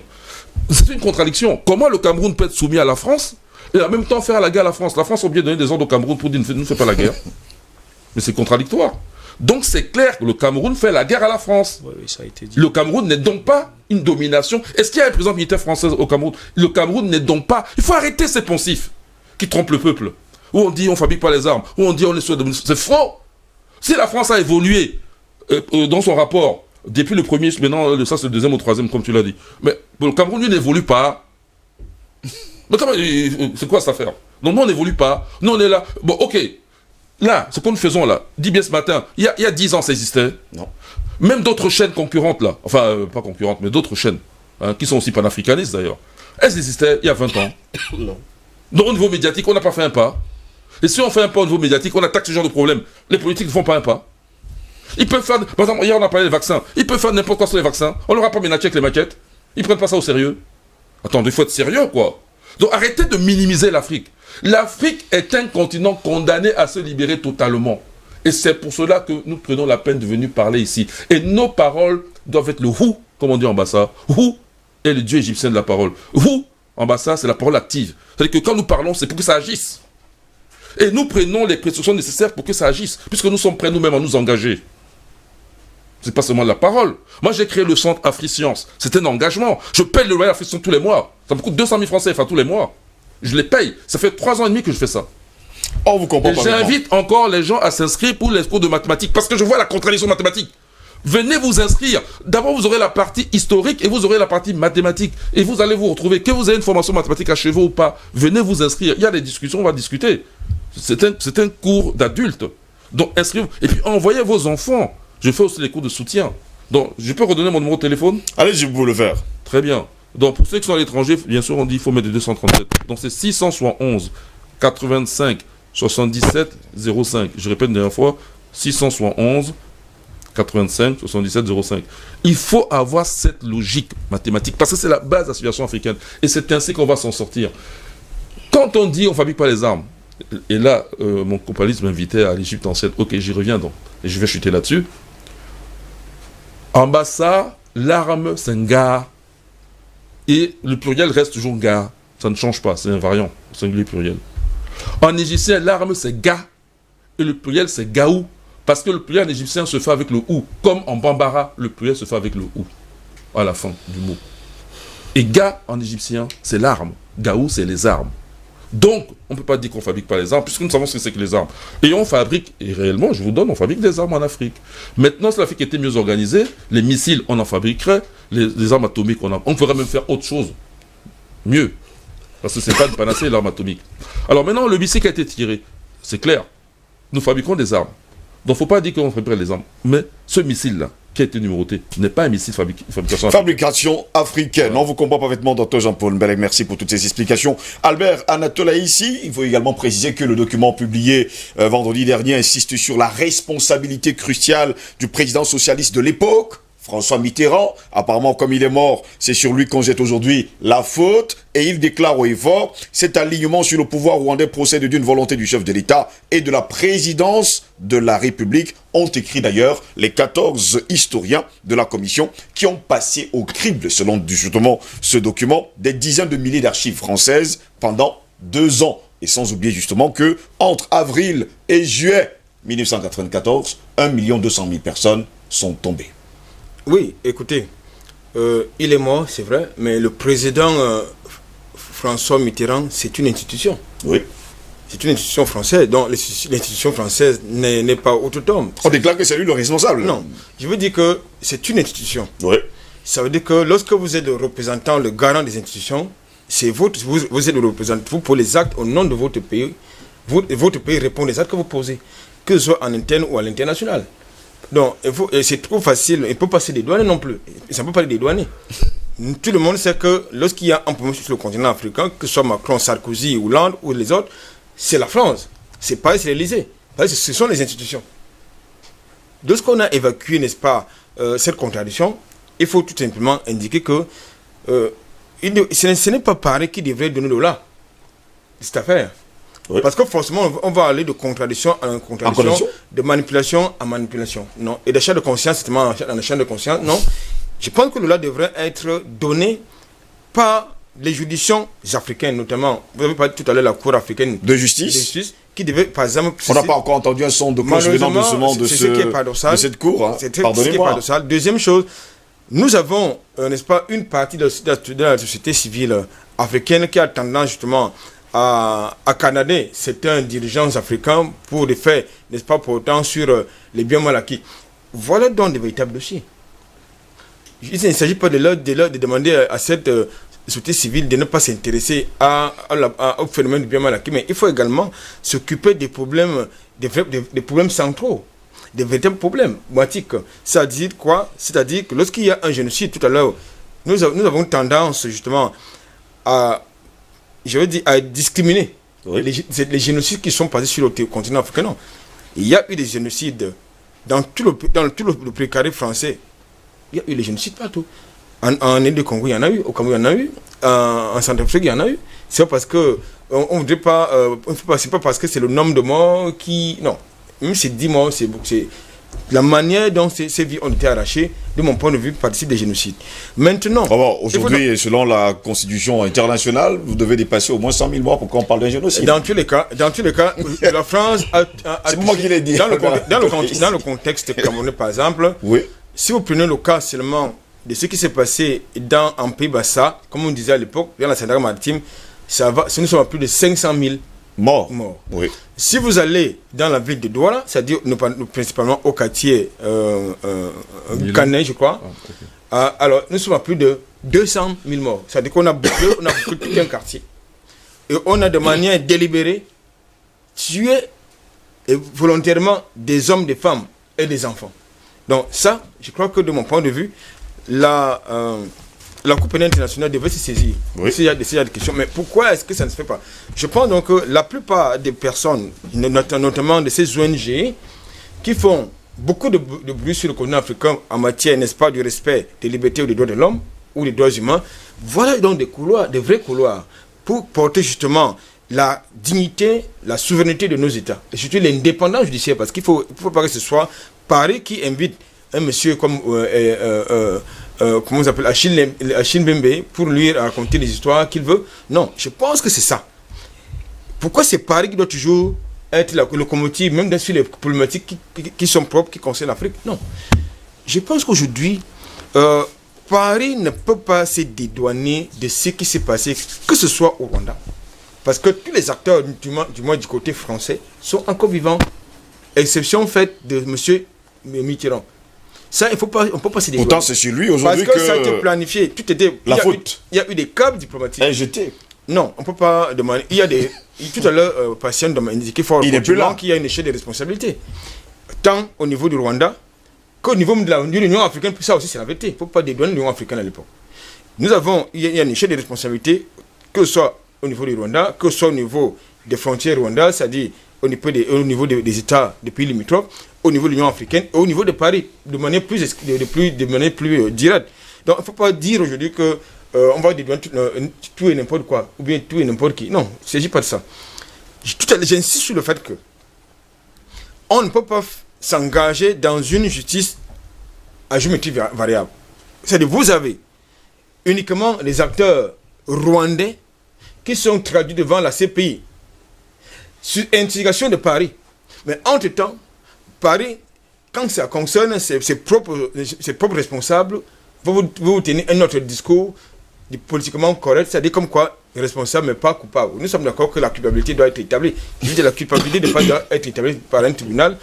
Mais il faut que ce soit un tribunal impartial, comme la CPI, qui doit mener une enquête contradictoire, parce que les rapports sur rapport, c'est nous endormir. Tout à l'heure, nous avons posé la question, c'est quoi la suite? Mais la suite, c'est de vrai que vous avez... Moi, je vous poserai la question de voir si est-ce qu'on pourrait parler de poursuite dans les jours à venir? Non, absolument. Si on a décidé de sortir des cadavres des placards, il faut aller jusqu'au bout. Vous avez des victimes vivantes qui ont gardé des séquelles à vie, des séquelles physiques, des séquelles psychologiques. Ça, qui sont des témoins oculaires, n'est pas de cette gamme. Oui. Qu'est-ce qu'il faut il faut bien qu'un jour, qu'on dise la justice en la mémoire de ces victimes disparues, en la mémoire des victimes vivantes. Ça, c'est crucial et fondamental. Donc, Tomba, on pourrait penser à des poursuites judiciaires dans les jours à venir, puisque Paris nous a publié un rapport déclarant qu'elle a des responsabilités lourdes dans le génocide rwandais de 1994. Je dirais... c'est un rêve, une utopie? C'est vraiment une utopie. Pourquoi? Du tout. Pourquoi? Parce que DBS monte. Oui. Ils sont conscients que si on arrive à mettre ce problème sur la table, ça va faire en sorte que le peuple se lève comme ils sont en train de se lever partout. Ils se levaient déjà, mais le travail que nous sommes en train d'abattre ici est en train d'accentuer qu'il y a réellement déjà des forces vives, solidaires, qui sont en train de se mettre en place pour prendre des choses en main. C'est la raison pour laquelle la France, stratégiquement, nous dévance. C'est-à-dire, elle sort pour dire oui, je reconnais. Pour que lorsque les choses seront mises sur la table et qu'elles ne soient pas surprises. Ils étudient. Il y a des stratèges qui sont là et ils sont en train de penser à comment contrecarrer les plans de ceux qui se lèvent maintenant pour pouvoir remettre les pendules à l'heure. Donc, la vérité à ce niveau, c'est que si nous devenons de plus en plus forts, il est important que nous allons réclamer. Je ne vais pas passer dessus sur ce que le Pafendom a dit, le grand frère a dit tout à l'heure.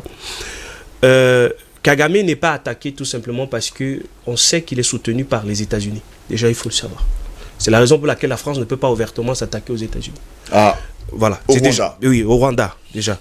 Mais elle sait que si elle s'attaque au Rwanda, à Kagame, pardon, elle s'attaque directement aux États-Unis parce que Kagame, où il est, pratiquement joue un peu le jeu des États-Unis. Je reviens au docteur Mbelek qui a dit tout à l'heure, peut-être je me suis vouvoyé dans mes propos quand je disais l'Afrique ne fabrique pas les armes. Je voulais tout simplement dire que, pour moi, j'appelle pas les armes les petits trucs de quartier qu'on fabrique, vous dites, je sais pas. Ce ne sont pas les trucs de quartier aussi. Bon, bref, je parlais de ça. Moi, je veux parler des armes qui peuvent réellement influencer le monde, c'est-à-dire comme je ne sais pas si c'est la Corée du Sud. Partisan de l'arme atomique. Oui, il faut ça. Moi, je veux. Et quand on parle je voulais le dire. Genre, je dis pas que on ne fabrique pas des armes. On fabrique, mais la fabrique. Moi, je parle d'armes dissuasives, de telle enceinte que l'Europe, qu'ils disent qu'en Afrique, il y a un pays qu'on ne peut pas attaquer n'importe comment. Le Cameroun est plus grand que la Corée du... Je ne sais pas si c'est du Nord ou c'est du Sud, là. La Corée du Nord. Le Cameroun est plus grand. On a plus de richesse, plus de pouvoir, plus d'intellectuels. Mais les États-Unis eux-mêmes ne peuvent pas s'attaquer à eux. Donc c'est de ça que je parlais. Je ne disais pas qu'on ne fabrique pas des armes. Si on en fabrique, des forgerons et tout, oui, certains... Ben c'est pas ça. Donc je voulais dire de façon industrielle également. Oui. Il ne faut pas également l'oublier. Ce que je voulais dire cela... On évolue. Au Cameroun, je l'ai toujours dit. La raison pour laquelle je me suis rallié au président de la République, Biya, et que je l'ai voté, c'est parce que lorsque j'analyse sociologiquement et géostratégiquement, le Cameroun est mieux avancé que beaucoup d'autres pays africains. Déjà au niveau de la liberté d'expression, les plateaux au niveau du Cameroun sont plus libres que partout ailleurs. Dans tous les autres pays qu'on dit qu'il y a la démocratie, même jusqu'en Europe. Donc on évolue beaucoup. Au Cameroun, tu peux investir. C'est vrai que tu auras des bâtons dans des roues, mais tu peux prendre des initiatives et tu es libre d'aller au bout de tes initiatives. Donc on évolue beaucoup. Donc je ne suis pas dans cette pensée qui dit qu'on évolue pas. On n'est pas statique. Oui, on n'est pas statique. Donc on évolue réellement, mais c'est pas comme on veut. Mais je pense qu'avec des leaders qu'il faut, les choses pourront réellement bouger. Un point, ce n'est pas zéro. Hein. Voilà, justement. Donc je reviens donc maintenant au sujet. Terminons rapidement. Oui, je vais chuter par là. La France sait et elle a peur que les nouveaux vrais panafricanistes, j'aime pas souvent utiliser ce mot, les nouveaux vrais Africains qui bagarrent et luttent pour la libération complète de leur peuple, vont les attaquer parce que la France est derrière beaucoup de mots qui minent, freinent, détruisent et balkanisent l'Afrique. Donc ils ont une stratégie, la stratégie est claire, monter les Noirs contre eux. Et lorsqu'ils y arrivent, c'est les peuples qui meurent. Et ils trouvent des boucs émissaires sur lesquels ils mettent la faute. Et c'est pareil qu'ils ont fait. Ils disent non, mais bon, qui est responsable maintenant?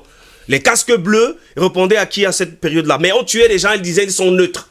Mais ils se proclament la communauté internationale. La France dit oui, elle venait pour essayer de mettre... Mais les gens étaient massacrés devant les soldats français. Ils n'ont rien dit. Donc, qui est réellement responsable? Donc, la suite, c'est que nous allons monter et nous allons leur porter plainte. C'est un rêve parce qu'ils savent et ils appellent des gens, comme il a dit tout à l'heure, moi je ne vais même pas prononcer son nom, et ils vont à l'Élysée, ce sont des Noirs, la cellule africaine, et ils se de l'Élysée? Oui, de l'Élysée, ils se pondent des merdes là-bas. Mais je pense que si nous ne levons comme DBS et ceux qui viennent ici pour dénoncer cet art et poser des actes réels, on peut porter plainte et avec les preuves qu'il y a et les vivants qui ont reçu des séquelles. Ainsi, partout en Afrique, le tort que les Français, c'est possible qu'on porte plainte et que cela soit réparé. Donc c'est ce que je voulais dire par rapport...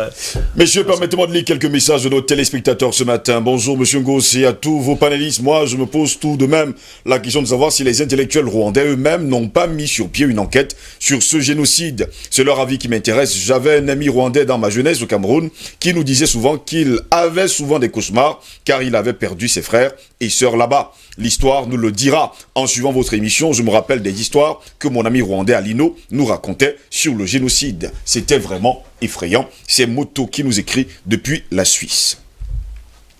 Bonjour DBS TV, si les Africains attendent autrui pour défendre les intérêts du continent, ils attendront longtemps. Comment comprendre qu'un continent qui regorge de judiciaires refuse d'agir? Le bourreau ne peut jamais retourner l'arme contre lui. C'est Dan qui nous écrit depuis le Togo ce matin. Bonjour à tous les panélistes. Pour ce sujet, la France cherche toujours à fuir ses responsabilités. Avant que le contingent français n'arrive sur le théâtre des opérations, les Allemands y étaient sous l'égide des casques bleus. Pourquoi ont-ils été remplacés par la France? C'est son interrogation. Parce qu'il y a eu un massacre dans une église des populations qu'ils avaient retrouvées et croyant les avoir sécurisées car ils étaient allés en poste avancé et de retour les Allemands ne retrouveront que des morts sans savoir qu'en signalant l'opposition, ceux-là seront tués dans leur dos. Un général canadien a voulu faire des révélations sur ces génocides. Il a été soumis à se taire. L'ONU doit être citée sur le banc des accusés. Le français est la troisième langue au Rwanda. Eric Freeman qui nous écrit depuis le marché Ndokpasi 3, c'est ici à Douala. Salut DBS, ça fait 3 mois que mon travail ne me permet pas de vous suivre, mais ce matin, j'ai décidé de vous envoyer un message de salutation à vous, Michel Tournier, depuis la Côte d'Ivoire. Merci à vous, Michel Tournier, depuis la Côte d'Ivoire, de nous suivre d'ailleurs. Bonjour Steve, très élégant ce matin. Merci également à vous qui nous avez écrit ce matin. Bonjour Steve Ngossi, bonsoir Ponel, bonjour. Nous serons toujours pris dans l'étau des endocolons. Je me suis vu insulté par un frère camerounais hier parce qu'il est le laquais d'un Belge qui vient entrer dans la forêt de mon village, Fifinda, sans qu'on sache ce qu'il fait là-bas. Or, nous connaissons l'histoire de terres rares. Les jeunes du village ont passé leur première nuit en cellule sur ordre du sous-préfet de Lokundje pour avoir demandé à ce Belge de justifier sa présence sur les lieux où le Cameroun doit construire un camp militaire. Le préfet de l'Océan, informé, doit résoudre ce problème ce matin. Monsieur Otou, à Ifoulane, surtout que le Belge se pavane dans une double cabine 4x4 avec un macaron de la Banque mondiale. Monsieur Otou, à Ifoulane, à Yaoundé, voilà le problème justement que nous avons sur le continent. Que fait ce Belge d'ailleurs sur le continent africain? Il nous a envoyé d'ailleurs une image. S'il vous plaît, monsieur Steve Ngo, j'ai une Française qui veut intervenir à votre émission. Une Française. Ne vous inquiétez surtout pas, vous avez le numéro, vous nous appelez. On n'a pas de souci. Je prendrai votre numéro dans un instant, ne vous inquiétez surtout pas.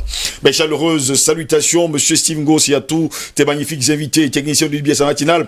J'apprécie beaucoup le coup de gueule de monsieur Anatola ici pour la presse. Le Figaro, c'est très honteux pour la France de vouloir faire les yeux doux à ce digne fils d'Afrique et Camerounais en particulier, champion du monde. Gagne-nous, Francis, tu étais sans papier en France, ne l'oublie jamais. Et le sujet de ce matin doit encore interpeller une fois de plus les Africains, que c'est la France qui est à l'origine de tous nos malheurs. En France, le vaccin est un génocide savamment organisé. Les mêmes gens et avec l'OMS. Et voilà pourquoi Macron vous dit à Mondovision que la vaccination tarde trop en Afrique, comme s'il était le président des Africains. Merci à tous sur le plateau et passez une excellente journée sous l'abri du Très-Haut. C'était Niemek, membre du NMP, et je salue mon président Banda Kani. C'est justement Rigobert Gaudet-Niemek depuis Paris en France qui nous a écrit ce matin. N'oublions pas que les Tutsis ont pour religion le Deutéronome et que l'Église catholique a pour but de détacher tout le peuple de sa religion ancestrale polythéiste. Vrai, d'où donc la participation massive, il faut le dire comme ça, de cette église, et le même scénario se répète avec les Pygmées. Merci, la grande famille d'Iliès, cette personne n'a pas laissé son nom ce matin. Prenons également un autre ce matin. Bonjour Steve, un grand respect au plateau. Si la France dit qu'elle est responsable du génocide rwandais et non coupable, sur une manière de nous, c'est une manière de nous faire comprendre que elle est coupable, mais qu'elle ne veut pas reconnaître sa culpabilité. C'est à nous de comprendre ce qu'il veut dire par là. Les Africains connaissent la responsabilité de la France dans le génocide rwandais. Un grand merci à tous les techniciens de DBS qui sont dans l'ombre. C'est Edo qui nous écrit depuis, il faut le dire comme ça, les États-Unis d'Amérique, lui également qui nous suit tous les jours et surtout chaque matin. Les messages sont nombreux, je continue quand même à y grainer quelques-uns. Bonjour Steve, merci d'avoir mis sur la table le dossier rwandais. J'aurais souhaité donner mon avis, mais je suis un peu bousculé pour l'instant. J'espère tout simplement que tu remettras ce dossier rwandais sur la table les prochains jours, car il y a beaucoup de dossiers louches sur le Rwanda. Merci. C'est Dazem qui nous a écrit ce matin avec le plus 32. Je pense que le plus 32, c'est la Belgique. Bonjour fidèle auditeur, je ne rate plus votre émission d'IBS le matin et je vous encourage à aller de l'avant. Je propose que vous fassiez défiler les messages des téléspectateurs en bande passante compte tenu du temps limité. Merci. Ça va pas être non plus facile de le faire, il faut également le savoir. Prenons un autre message, le premier d'ailleurs. Bonjour panel Steve, on ne s'entendait à rien car ceux qui ont condamné sont même ceux-là qui ont aidé la France à financer la guerre. Monsieur Steve, dites à ces Français que désormais le combat est au 3e round car la vérité est la nature et le Dieu que nous servons va justement s'en charger. Corona n'est qu'une première phase. Tant qu'ils ne vont pas demander pardon pour tous ces biens et surtout nous Africains qui nous avons sauvés, nous les avons sauvés des mains de Hitler. Monsieur, dites bien à ces Français que mon Afrique reste et demeure debout et le combat est presque à la fin. C'est Ignacio Renaud qui nous écrit depuis Ndokbon. C'est ici même à Douala. Bonjour Monsieur Ngo, c'est à votre équipe et à vos invités. Bon début de semaine et comme d'habitude vous venez avec des thèmes fort poignants pour une bonne prise de conscience du peuple africain et du monde. La France responsable mais pas coupable. Non mais je dirais pas que c'est une blague mais du vrai foutage de gueule. Faisons simple, tu enceintes une fille donc t'es responsable mais t'es pas coupable quoi.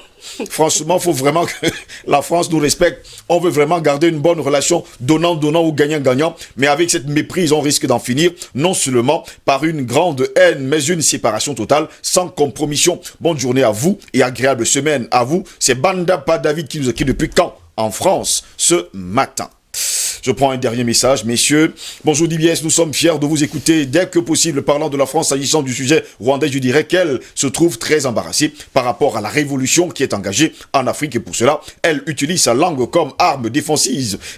C'est Lurare, le panafricaniste, qui nous a écrit ce matin. Messieurs, c'est ici que va s'achever cette autre édition de DBS Matin. Docteur Mba, je vous dis merci d'avoir été là. Alors, merci, la joie est vraiment pour moi de me retrouver sur le plateau avec les grands frères pour parler des sujets d'actualité. Donc, je suis là pour le combat et ensemble, je pense que nous allons vaincre. Nous vaincrons déjà. D'accord. La patrie ou la mort, nous vaincrons. Bastien Parvindo, merci d'avoir été là cet après-midi. J'aime pas trop la mort. Ouais, non, mais bon, justement, vous allez mourir un jour ou l'autre. Je sais. Merci Steve. Je tiens à dire à mon jeune frère, le docteur Mba, il ne faut pas honte d'être panafricain. Être panafricain, c'est une démarche, c'est une décision extrêmement noble. Contrairement à ce qu'on veut nous faire croire, ça n'a rien de péjoratif. C'est tout simplement la capacité, bien la volonté de l'Afrique de manifester leur humanité. Alors, je profite pour saluer deux de mes anciens élèves. Il s'agit de Uwineza Nadia, qui est du côté aujourd'hui du Burundi, et puis Umauro Consolation. Vous voyez que c'est tous des gens de cette région, du Rwanda, et qui ont été des enfants extrêmement formidables. Et je salue aussi M. Jean-Marc Duboum, qui m'a appelé depuis Paris, et il m'a dit qu'il a envoyé quelque chose dans la boîte à l'aide électronique de notre ami, le Dr Jean-Paul Mbelek, sur la découverte d'un médicament extrêmement important par un jeune Camerounais, mais qui aurait été détourné par la France. Jean-Paul Mbelek, il faut consulter ta messagerie. Monsieur Duboum Jean-Marc, dont le papa était le trésorier jeune du PC, m'a dit, il est dans la zone parisienne, m'a dit que c'était un scandale là-bas de ce côté-là. Donc merci pour cette invitation et à très bientôt. À très bientôt, comme vous le dites. Albert Anatola ici, merci d'avoir été là ce matin. Oui, écoutez, moi, vous voyez que moi je m'intéresse toujours au dossier. Je pense que ce qui se passe à Fifinda nous interpelle beaucoup. On va véritablement s'y intéresser parce que nous ne pouvons pas subir les endocolons et qu'on supporte à nouveau justement des individus qui viennent encore nous manquer de respect sur notre territoire avec la complicité de nos autorités. C'est absolument inacceptable. Donc nous allons suivre ce dossier. Nous allons justement suivre ce dossier dans les jours qui viennent, il faut le dire. Docteur Jean-Paul Mbelek, merci d'avoir été là ce matin. Oui, merci Steve de m'avoir invité pour cette émission qui concernait un sujet vraiment brûlant et d'actualité encore pour nous les Africains, savoir le problème génocide qui s'est passé au Rwanda. Oui. Moi je félicite encore notre frère Patrice Ngano pour son succès. Francis Ngano. Francis, hein. Oui. Francis Ngano, voilà. Je pense qu'il m'a permis même de lever mon cou. Je pense que ce serait bien qu'il soit invité au Cameroun. Et ça signifierait d'ailleurs clairement et nettement aux Français que notre préférence est faite et que sa préférence aussi d'ailleurs. Et nous en sommes fiers. De toute façon, même s'ils en font un Français, nous on sera toujours fiers que c'est un Camerounais qui a gagné et les Africains seront fiers, c'est un Africain. Même l'équipe de France, on la regarde. En fait, la France est contente qu'on lui apporte notre appui parce que quand l'équipe de France joue et qu'il n'y a pas d'autres équipes africaines en face, les Africains supportent la France. Et d'ailleurs, vous voyez que les autres pays européens commencent à faire la même chose, même en Russie. Les Noirs déjà, en Allemagne, n'en parlons pas. Même l'Espagne, l'Italie même. C'est qu'on disait que. Alors, oui, et puis Jean-Marc Biboum, oui, mais j'ai vu. C'est sur WhatsApp, j'ai vu, je regarderai tout à l'heure. Là, on a l'émission. Merci, messieurs, d'avoir été là ce matin. Mesdames, messieurs, c'est ici que s'achève cette autre édition de DBS Matin, la première du genre de cette semaine. Merci à toute l'équipe technique. Merci à la direction générale. N'oubliez surtout pas, ne me demandez pas de mourir pour leurs yeux. Si j'ai trahi, je sais quelle soif sont un roc dans ma gorge coupée pour demeurer un frère au cœur de chair battue, déclarait Alain Mabankou. Mesdames, messieurs, au plaisir de vous retrouver demain. Bonne journée à toutes et à tous et bon début de semaine. Au revoir.